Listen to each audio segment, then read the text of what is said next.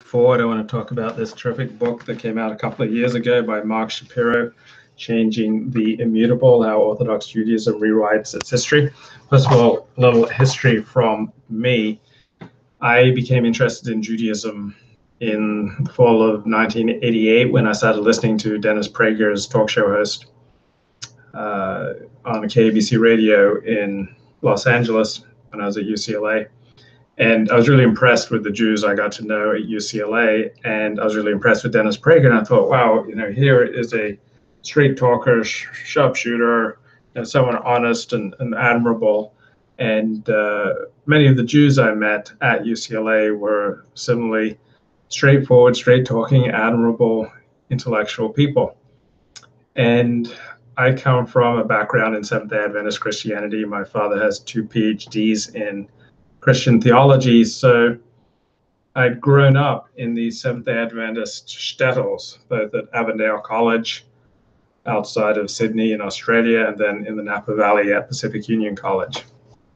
And I kind of grown up with a chip on my shoulder against people who abuse religious authority. I noticed that the religious leaders would tend to abuse their authority as much as people with other forms of power. Just as people with economic power would often abuse their authority, and people with sexual power would abuse their authority, and people with great popularity.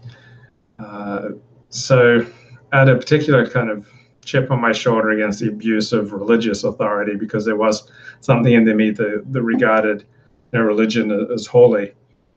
And as I walked along in my journey into Judaism, I noticed that rabbis were as likely to abuse religious authority as any other group of clergy. So I wasn't able to put them on a pedestal, even though as a would-be convert to Judaism, then eventually a convert to Judaism, I wanted to put them on a pedestal. And I noticed how they would shut down discussions that they didn't like, and that they would misrepresent or just lie often. I remember rabbis talking about how Shimon Bar Yochai, a Talmudic sage, wrote the Zohar. And this Talmudic sage lived in the 2nd century of the Common Era. The Zohar appeared in about the 13th century of the Common Era. So there are just so many factual, it seemed like deliberate factual errors that I noticed rabbis make that caused me to have a somewhat skeptical view of them. And often I noticed that they would use their authority as the rabbi on the bima to intimidate and put you down if you asked a question that they didn't want to deal with. And so I felt like the game was fixed a little bit, and that there were certainly rabbis that I could respect, but there were also a lot of rabbis who seemed as abusive of power as any other group of people. And I didn't have a strong fix on this topic until I read this terrific book by Marc Shapiro, Changing the Immutable. And he starts, there is often a tension between the quest for historical truth and desire of communities of faith to pass on their religious message.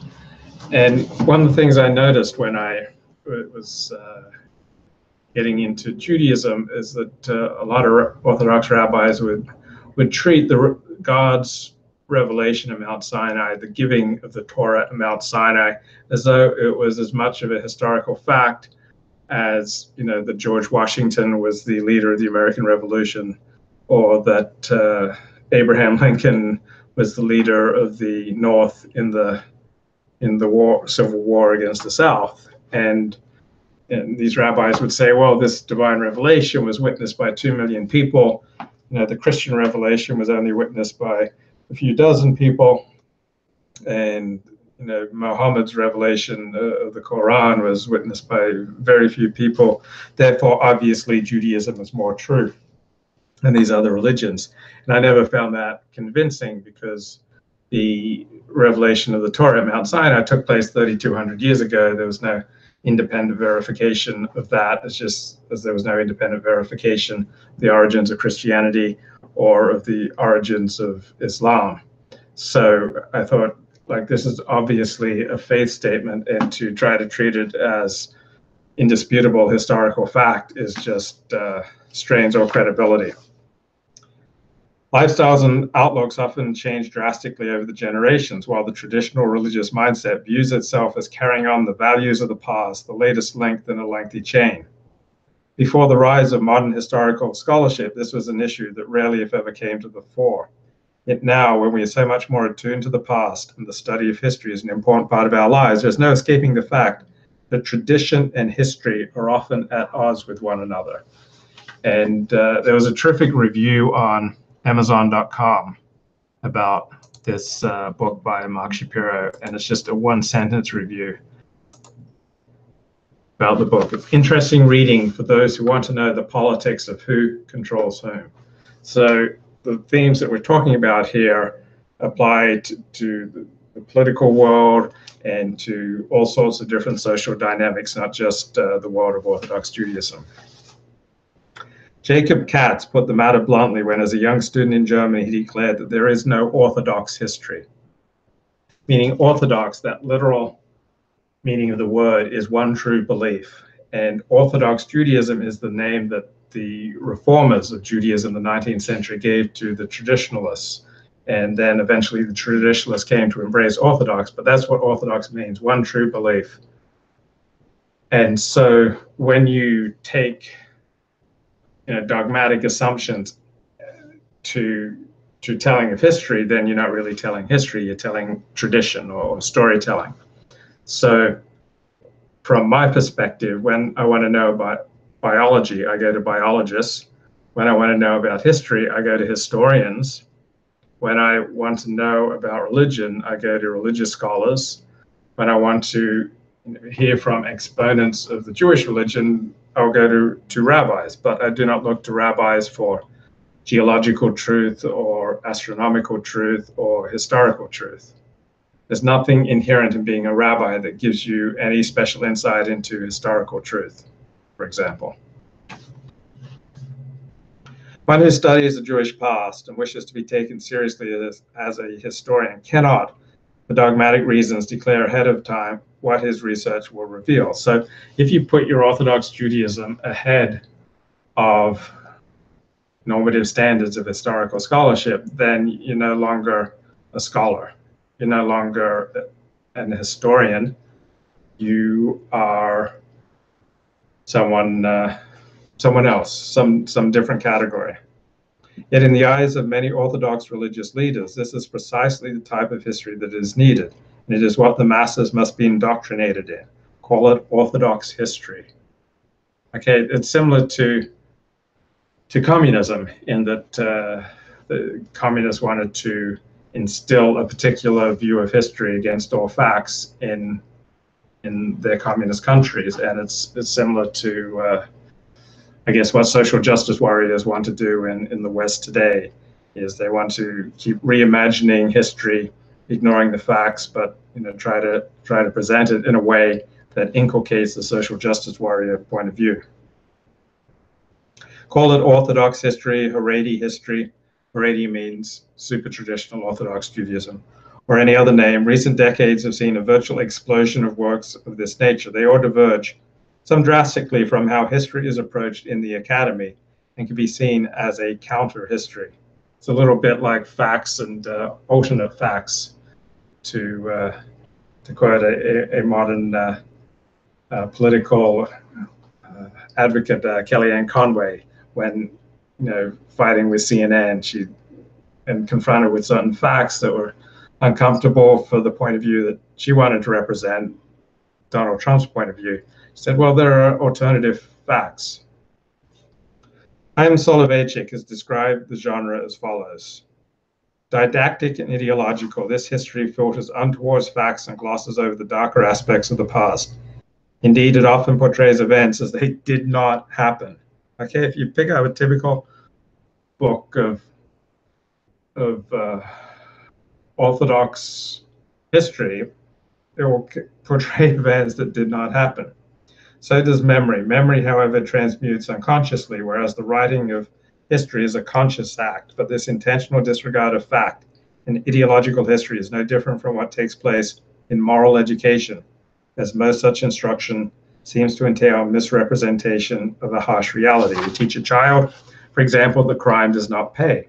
Yet we do not feel that we are lying. When values are being inculcated, the facts of experience, empirical truth, appear somehow to cease to be true. So, as a Seventh-day Adventist, I was raised with the idea that lying is always wrong. So even if you're, for example, trying to save Jews in the Holocaust, and Nazis came by and said, "Where are you hiding the Jews?" You don't lie. And if a rapist is chasing a woman, you don't lie to send the rapist in a different direction.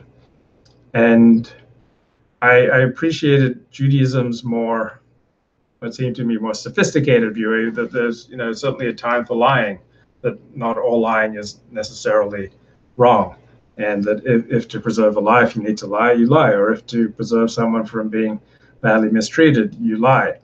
And so if an ugly bride is at her wedding and she feels very insecure about her looks, you try to build her up and tell her how pretty she is, even if she is not pretty. And I don't know, if you're paranoid that your girlfriend slept with somebody over the weekend you were away, and your friend knows that she did indeed sleep with somebody, in fact slept with him, but he wants to reassure you, so he will lie. So there is, you can argue that there is a moral utility to the telling of lies. The problem is that then destroys credibility. So while for a while I was like, yeah, this Jewish approach of understanding truth in its context, and sometimes it's better to tell a lie than tell a truth. I understood that as more sophisticated and more moral, but the problem is it can easily become a habit to just lie whenever you're in an awkward situation, and then you lose credibility. Social trust is destroyed. So maybe there is something to the Christian point of view that you should never tell a lie. So I am going to get to the chat room and check out your questions.